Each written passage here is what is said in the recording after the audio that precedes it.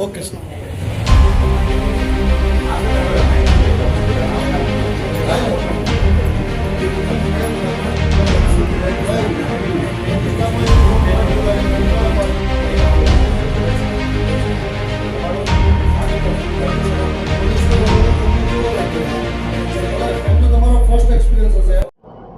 મહેરબાન police commissioner Shri Anupamsinh Gehlot સાહેબ તથા સેક્ટર 1 શ્રી વાબાંગ જમી સાહેબ તથા ડીસીપી ઝોન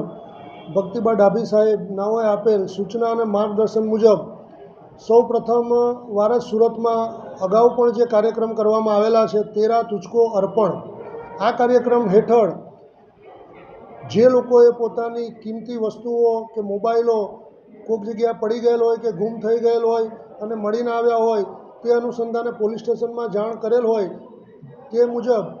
અત્રેના કાપોદ્રા પોલીસ સ્ટેશનમાં મે 2024થી લઈને આજ દિન સુધી અને જે મોબાઈલો ગુમ થયેલા અને જે લોકોએ પોલીસને જાણ કરેલી એ તમામ મોબાઈલ પોલીસે મેળવી આશરે કુલ મોબાઈલ 30 જેની કિંમત રૂપિયા આશરે 3.5 લાખ જેટલો મુદ્દામાલ આજરોજ જે અરજદારોના મોબાઈલો ગુમ થયેલા તે અરજદારોને અત્રે પોસ્ટે બોલાવી